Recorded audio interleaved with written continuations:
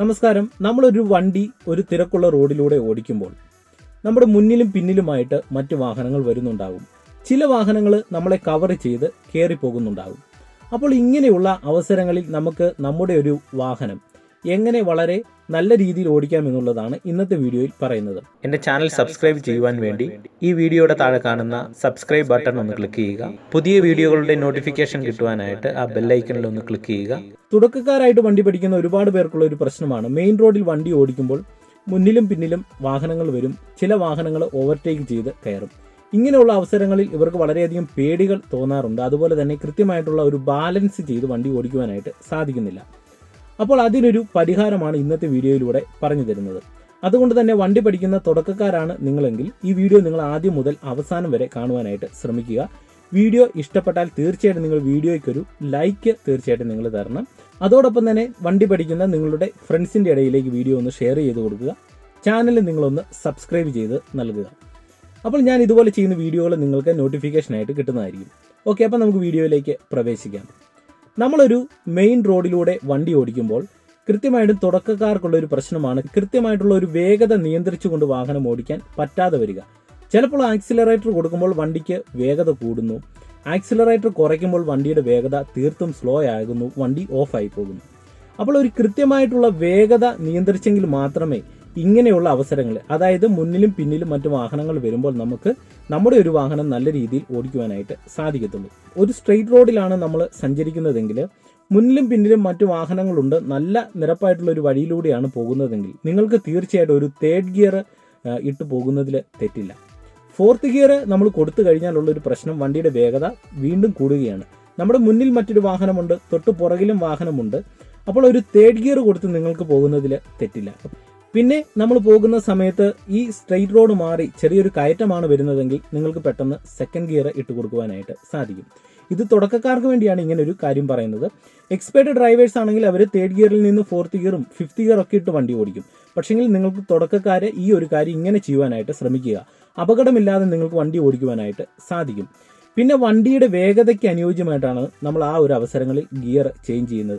ഇപ്പോൾ മുന്നിൽ പോകുന്ന ഒരു വണ്ടി കുറച്ച് സ്പീഡ് കുറഞ്ഞു, അതായത് ഒരു നിരപ്പായിട്ടുള്ള റോഡിൽ പോകുമ്പോൾ ഉണ്ടാകുന്ന ഒരു സ്പീഡല്ല, കുറച്ചും കൂടെ സ്പീഡ് കുറഞ്ഞാണ് വണ്ടി പോകുന്നതെങ്കിൽ നിങ്ങൾ വീണ്ടും ഗിയർ ഡൗൺ ചെയ്ത് സെക്കൻഡ് ഗിയർ കൊടുക്കുക. ആവറേജ് ഒരു തേർഡ് ഗിയറിൽ പോകുന്ന ഒരു അവസ്ഥയാണ് റോഡിനുള്ളത്. അതുപോലെ തന്നെ മുന്നിൽ പോകുന്ന ഒരു വാഹനവും അത്യാവശ്യം സ്പീഡ് മെയിൻറ്റെയിൻ ചെയ്താണ് പോകുന്നതെങ്കിൽ നിങ്ങൾക്ക് ഒരു തേർഡ് ഗിയറിൽ പോകുന്നതിന് തെറ്റില്ല.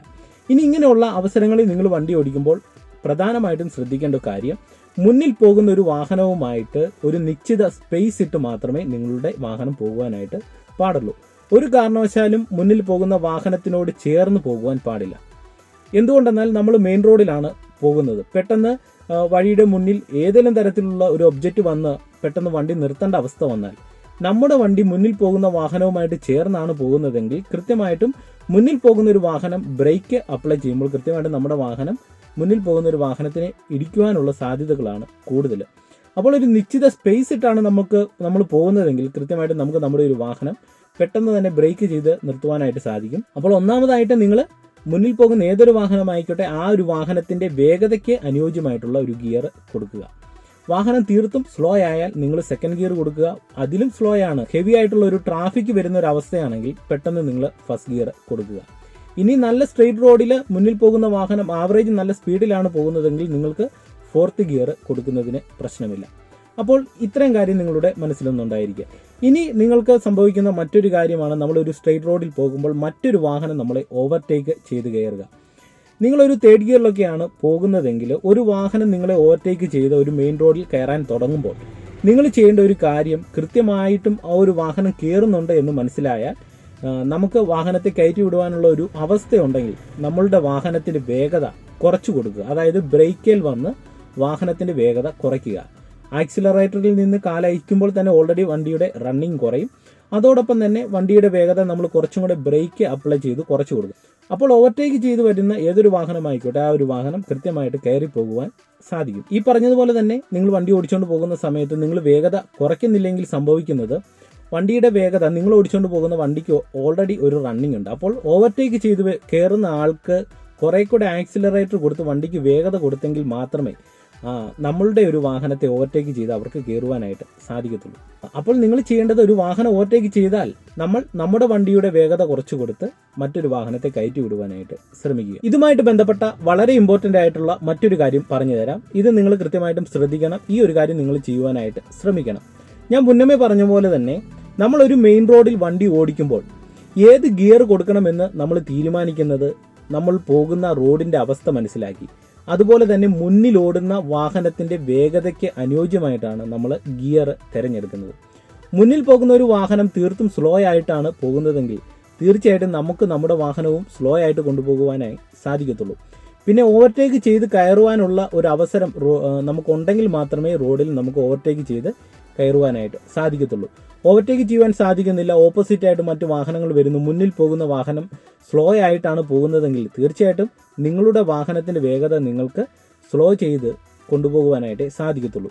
തീർത്തും സ്ലോ ആയിട്ട് പോകുന്ന ഒരു അവസ്ഥയാണെങ്കിൽ നിങ്ങൾക്ക് ഫസ്റ്റ് ഗിയർ മാത്രമേ സാധ്യമാകത്തുള്ളൂ.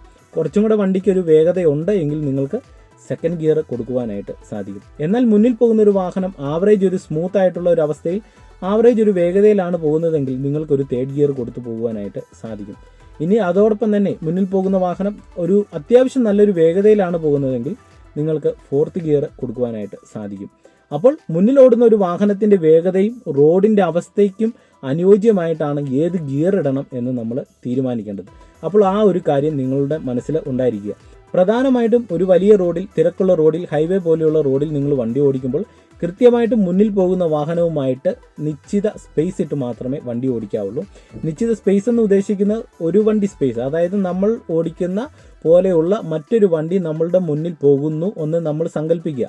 അത്ര ഒരു സ്പേസ് ഇട്ട് മാത്രമേ നിങ്ങൾ നിങ്ങളുടെ ഒരു വണ്ടി ഓടിക്കാവുള്ളൂ. ഇതിനെല്ലാം അപ്പുറമായിട്ട് നമുക്ക് സ്വയമായിട്ടൊരു ധൈര്യം ഉണ്ടായിരിക്കണം. നമുക്ക് വണ്ടി കൊണ്ടുപോകുവാനായിട്ട് സാധിക്കും. ആത്മവിശ്വാസം അമിതമാകുവാൻ പാടില്ല, പക്ഷെങ്കിൽ നമുക്കൊരു സ്വയമായിട്ടുള്ളൊരു ധൈര്യം ഉണ്ടാകണം.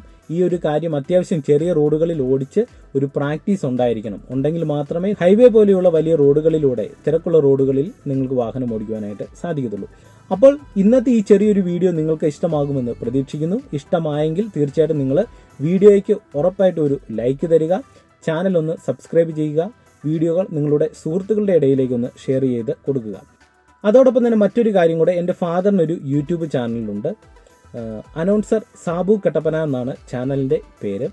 നിങ്ങൾക്ക് ഇഷ്ടമാകും. അനൗൺസ്മെൻറ്റുമായിട്ട് ബന്ധപ്പെട്ട വീഡിയോകളാണ് ആ ചാനലിലൂടെ ഷെയർ ചെയ്യുന്നത്. ഒരുപാട് സാഹിത്യപരമായിട്ടുള്ള മാറ്ററുകൾ നിങ്ങൾക്ക് കേൾക്കാം. നിങ്ങൾക്ക് വളരെ ഇഷ്ടപ്പെടുന്ന ഒരു ചാനലായിരിക്കും. അതുകൊണ്ട് തന്നെ നിങ്ങൾ ആ ചാനലൊന്ന് കയറി കാണുക. ചാനലിൻ്റെ ലിങ്ക് ഞാൻ ഡിസ്ക്രിപ്ഷൻ ബോക്സിൽ കൊടുത്തേക്കാം. വീണ്ടും നമുക്ക് മറ്റൊരു വീഡിയോയുമായിട്ട് അടുത്തൊരു ദിവസം കാണാം. എല്ലാവർക്കും നല്ല ദിവസം ആശംസിക്കുന്നു. നന്ദി, നമസ്കാരം. എൻ്റെ ചാനൽ സബ്സ്ക്രൈബ് ചെയ്യുവാൻ വേണ്ടി ഈ വീഡിയോയുടെ താഴെ കാണുന്ന സബ്സ്ക്രൈബ് ബട്ടൺ ഒന്ന് ക്ലിക്ക് ചെയ്യുക. പുതിയ വീഡിയോകളുടെ നോട്ടിഫിക്കേഷൻ കിട്ടുവാനായിട്ട് ആ ബെല്ലൈക്കണിൽ ഒന്ന് ക്ലിക്ക് ചെയ്യുക.